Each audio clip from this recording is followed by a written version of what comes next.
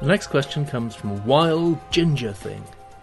Hi Michelle, it's great to be able to contact you like this, and that you take the time to answer questions that you've probably heard a million times from fans. We really appreciate it. Anyway, I'll skip out all the usual statements like I love your books, they're my favourites, which is true, etc., and I'll get on with the questions. What are the names of the next 2 books in the series? There's been a lot of confusion and debating as to what they're going to be called. As an animal lover, do you have any pets? What did you want to be when you were younger? Have you always wanted to be a writer? When you finished writing the Chronicles of Ancient Darkness series, do you hope to write any more books series? What genres do you think they'd be? Well, the names of the next 2 books in the series, Book 5 will be Oathbreaker, and Book 6 will be Ghost Hunter. There may have been some confusion because originally, when I was just planning the series, I just had to come up with what they call working titles, and I think some of those were put on Amazon and may have been in circulation, things like Earthshaker, and that may have been where the confusion arose, but I have now finalised Oathbreaker and Ghost Hunter. Do I have any pets? No. I'd love a dog. I'd love a collie, but I do far too much travelling. It wouldn't be fair on the dog. So no, I have a toy wolf cub who sits on my sofa and watches TV with me and comes on trips with me. What did I want to be when I was younger? I actually wanted to be a kind of David Attenborough. I wanted to go out into the wilds and study animals and then maybe tell people about them and write books about them. I did always want to write stories, but it never occurred to me until university that I could actually make a living from it and be a writer. When I finish the series, am I going to be writing any more books? Yes, I'm sure I will, because I'm a writer and I'm not happy unless I'm writing books. I think at the moment I would like to do another series. I'm not sure what kind it's going to be. I would hope an adventure series of some kind, but that's about all I can say at the moment. Next question comes from Cat in the Shadows, who says, Hi Michelle, I love your books. They're one of my fave series. Here are some things I'm dying to know. Was it hard work writing Wolf Brother, or do the words just flow onto the page? Which book is your favourite, or do you like them all? I like Wolf Brother best. You probably get asked this a lot, but do you have any writing tips? I start writing a story but get bored halfway through, as I've got another new idea. Any ideas on how to stick with one story? Was it hard writing Wolf Brother? Writing's always hard. I won't lie to you. But Wolf Brother, particularly the early chapters, was easier than most because, in a way, I wasn't writing it for anybody but me. I was writing it for the person I used to be who wanted a wolf, who wanted to live in the Stone Age. So it was easier than many of them. Once the publicity started to kick in and the pressure started to grow, then it became a little harder because I had to push all that away and forget about it and concentrate on the story. Words don't often flow onto the page. You have to bring them onto the page and then beat them up and make them do what you want. Which book is my favourite? I couldn't possibly choose. I love them all in different ways. Writing tips. Yes, here are a few. The first one, you've probably heard a million times, but it's true, is you have to read a lot to be a writer. It doesn't really matter what kind of things you read, but you do have to read a lot. Just read whatever you enjoy, because then you'll see how different writers use words, and it'll help you. The second thing I'd say is plan a bit first. Sometimes new writers get in a beginning for a story and then they rush on and then they find that they're lost. They don't know what's going to happen. Well, even if at that stage you are a bit lost, put your pen down and think of alternative endings and just jot them down in note form. It's a lot easier than writing the whole thing. So a little bit of planning goes a long way. If you don't get it right first time, don't despair. Not even Shakespeare gets it right first time. Rewrite. You can cut out bits. You can merge 2 characters into one. You can add a dragon if you want to. You can do whatever you like. It's your world. So rewriting, incredibly important. Good books aren't written, they're rewritten. And finally, here's a nice, easy, specific one. Carry a notebook with you. You know, if you're going to school or if you're on the train, just keep a little notebook. And if you get an idea for a story or if you see someone really weird on the train who might give you an idea, just jot down a few notes on them because you will forget otherwise. And I always carry a notebook, and I'm often on the way to Sainsbury's. I have an idea for a bit of dialogue between Torak and Wren or Torak and Wolf, and I jot it down. So anyway, I hope those help you, and good luck with your writing. The next question comes from Wolfboy Jr. Hi Michelle, it's Wolfboy Jr. My question to you is, in the last book, could you try and sneak in this line, please? That would be awesome. As Torak stooped down to pick up the shard of greenstone from the floor, he noticed something even more brilliant next to it, a teeny fragment of the fire opal, the thing that drew the demons that controlled them, and for him the thing that reminded him of the Viper Mage's words. This mark will be like the harpoon head beneath the skin of the seal. One twitch and it will draw you no matter how hard you struggle, for now you are one of us. Well, that's not a bad line. I think you need some punctuation, just being critical there. Thank you for the suggestion. I'm going to be very hard line here, I'm afraid. I'm not going to take any suggestions. Nobody gets words into my stories except me. So it's a nice try, and I'll certainly bear it in mind, but I can guarantee you the stories that are going to come out are 100% Michelle Paver. This comes from Torak's twin sister. Howdy, Michelle. I'm a huge fan, but I don't live in England, so I can't go to your book signings, but I know that they're great. I was wondering, you make such a great book series that inspires so many people. I mean, how do you feel that your ideas made a website, pictures, a movie, and so much more? Were you worried about letting out your book at first, like that no one would like it? Also, how does your family think of this? I'm sure that they're very proud. Did your time in Africa help you make this book series? How did you like your trip to America when you saw that bear? Also, how are you able to travel for your books? Do you pay, or does somebody else? I want to travel someday, so I would like to know. One last question. You probably give out tons of advice, but can you give me some too? I've had a total writer's block for a year now. I was up to 13 chapters in my book when a computer bug destroyed all my work. Now I can't write barely anything. Any advice on what I should do? I mainly just want to say thank you so much for making the book series. Without it, I wouldn't be able to have gained new friends from the site, and it's the one book series that puts me on edge and get really excited about. Wow, thank you so much for that. There's a lot in there. I'll take it bit by bit. Yes, what does it feel like to have created this series? It's like being two different people. When I go on tour, when I meet the fans, it's wonderful, but it's very public. And it's talking about their reactions and your reactions, which is great. But then the other me is the me which is sitting quietly in my little house with Torak and Wren and Wolf in the forest. So it's kind of weird, but it's great. It's the best fun I've been having pretty much all my life, actually. Was I worried about letting the book out at first? Did I think that no one would like it? I wasn't really worried, but I actually did think, maybe no one's going to want to read a book set in the Stone Age. How would I know? My family's very proud. They've been very supportive. You asked, did my time in Africa help me make this book series? I left Africa when I was a baby, so consciously probably didn't have much to do with it, but my father was South African. I've grown up in a house surrounded by strange objects made by witch doctors. And so, yes, I'm sure it had an effect in making me like anthropology and indigenous people's beliefs and that sort of thing. How did I like my trip to America when I saw the bear? I had a great time, and I even enjoyed seeing the bear afterwards when I'd survived. I felt exhilarated. And if any of you want to read about that, I think the story's mentioned on my personal website. You also asked how I can travel for the books. I actually pay for all of that. That doesn't get paid for me.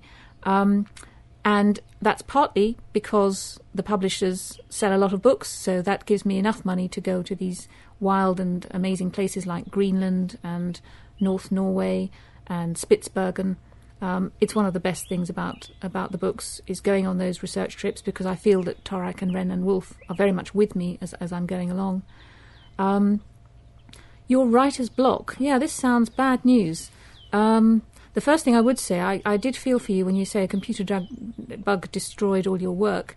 You must back up your work.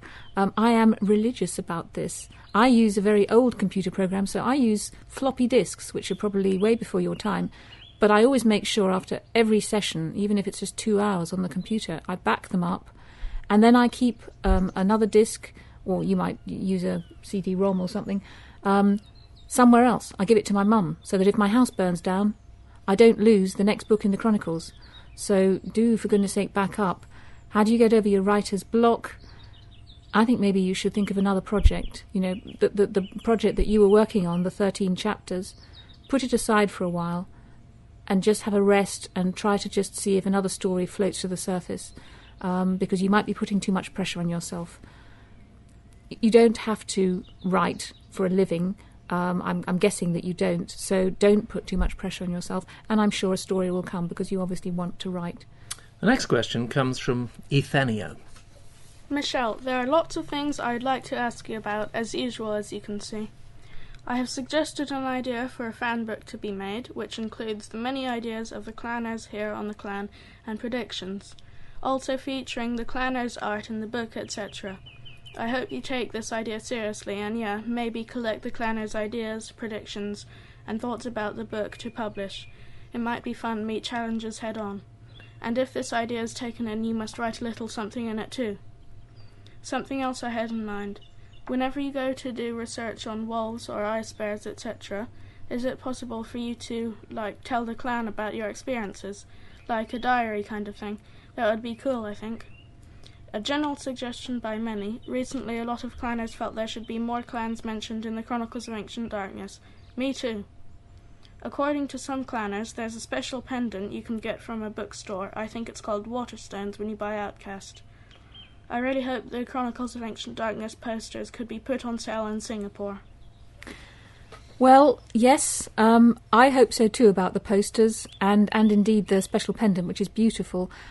Sadly, that's not really in my control. All I can do is maybe have a word with my publishers in England and say that there are lots of fans in Singapore, and let's hope that something can be done.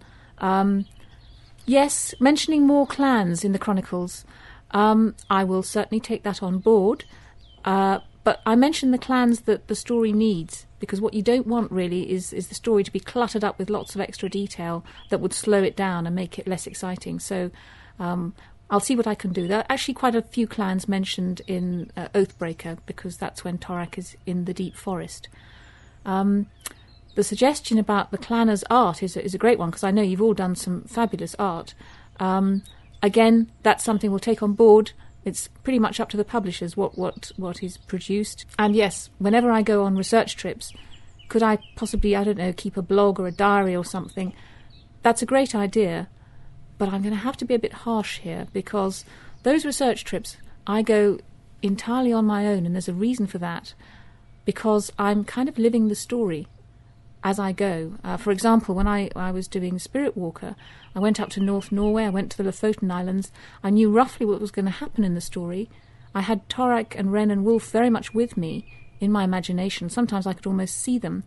And I was walking around and I was seeing where the climax happened and the bay where Torak and Wolf are finally reunited.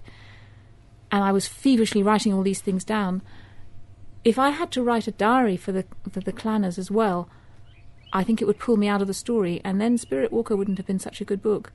So I hope you'll forgive me if I probably don't do a diary, because I don't think I'd have time, and it would pull me out of the story. The next question comes from Swan Mage, who says, I just want to say I love your books very, very, very much. Your work and the work of a few other authors have inspired me to make my own book. My first question is for a writing tip. How do you capture the evil in characters like Seshru and the Soul Eater in Spirit Walker? My second question is, will the main characters ever encounter the World Spirit face to face? The final question is, will we learn more about the Soul Eater that died in the Great Fire? Well, first of all, Swan Mage, I'm delighted that I've inspired you to write your own book. Good luck with that. The writing tip, how do I capture the evil in characters? I think one of the things I do is I try to think from the bad character's point of view, because most evil people don't think they're evil. I mean, Hitler probably didn't think he was evil. He thought he was doing the right thing. Of course, he wasn't. So I try to think, what does Seshru want? What does the Soul Eater in Spirit Walker want? And then that helps me get to the root of why they're evil, because they go about getting what they want in a bad way. And sometimes I tap into my own character. I mean, it's quite cool to be someone as attractive and persuasive as Seshru, and so it's quite fun to try to think what that might be like. Your second question was about, will the main characters ever encounter the World Spirit face to face? The World Spirit is a mysterious entity, really, and so I don't want anyone to get too close to them, but I'm not going to give anything away. Yes, the Soul Eater that died in the Great Fire. We will be learning more about that Soul Eater. You'll learn a little bit more in Oathbreaker and a whole lot more in Ghost Hunter, when you might even learn who the Soul Eater was. The next question comes from Kajamo. Hi Michelle, I am a huge fan of your series and have been reading it since the day of publication for Wolf Brother. My favourite book in the series so far is Spirit Walker. The map of the Chronicles of Ancient Darkness seems quite small for an entire world, even with the far northern Seal Islands. My question is, will you be expanding the map in future books, for example, Far South, and adding more clans? Yeah, that's an interesting one. The map is really Torak's world, and when you get around on foot, or maybe by skin boat, your world is smaller than, say, if you get around by 747 or something when you're flying. So the world isn't going to expand that much. We're not going to go further south than the main map, but Torak is going to get more into the deep forest, and he's going to get to know the mountains in a way that he hasn't got to know in the previous books. And yes, there will be a few more clans, but mostly the ones that are already on the map. Those are the ones we'll be getting to know. Next question comes from Cam Wolf, who says, Hey Michelle, I've been reading the Chronicles of Ancient Darkness for about a year now, and Wolf Brother is the best. What's going to happen to Wolf? Will he always be with his pack brother, or will he go back to the mountain pack and have a family? Or will he have his own pack? I can see him fighting along with his pack brother against the demons and the Soul Eaters. Then shouldn't he have a little happiness? Will the Wolf Clan be appearing in any other books? Because I think that even though Torak isn't of the Wolf Clan, they will treat him as one. What is going to happen to Wolf? Well, I don't want to tell you too much, but I think you're right that you want him to have some happiness, don't you? And wolves certainly grow up more quickly than humans. So Wolf already, in Outcast, is beginning to think about having his own pack, because that's what wolves naturally do at about his age. Whether he will or not, of course, is a different matter, because he has his duty towards Torak and fighting demons and the Soul Eaters, and his loyalty towards Torak. So this is a long-winded way of saying I'm not going to tell you, but I too would hope that Wolf will find some happiness along the way. Next question comes from Crimson Fred. Hi, I'm a big fan of your books. You are so good at making your stories come to life. I'm a writer myself, and it's my dream to publish a book one day like you. Any advice you can give to a girl who can never stick to one topic? Yeah, that's a difficult one. All I can say is maybe you can't stick to one topic because you haven't found the right topic yet. Stories are mysterious. Where they come from is deep in your subconscious. And so don't worry about not sticking to one topic for the moment. Just write whatever comes into your head. At some stage you may find yourself being haunted by a particular kind of story or a subject, and then just hang on to it and see where it takes you. So that's not a great deal of help, I don't think, but I suspect the story will find you eventually. Next question comes from Corlupa, who says, Dear Michelle, I love your books. I know you probably hear that a lot, but it's true. I write some stories, and they take place in the same era, so your books are the kind I love. Anyway, I have some questions about the death journey. Does everyone go to the land where hunting is easy and everything as long as they have the death marks? To me, that didn't make sense that bad people with death marks should go somewhere nice. This is what I figured should happen. Tell me if I'm wrong. With death marks and a good person, the place with good hunting and such. With death marks and a bad person, otherworld, but not a demon. Without death marks and a good person, otherworld is a demon. Not sure about this one. Without death marks and a bad person, otherworld is a demon. One of your many fans, Corlupa. Well, Corlupa, I think you've worked out a very nice scheme, a pretty fair scheme for what might happen.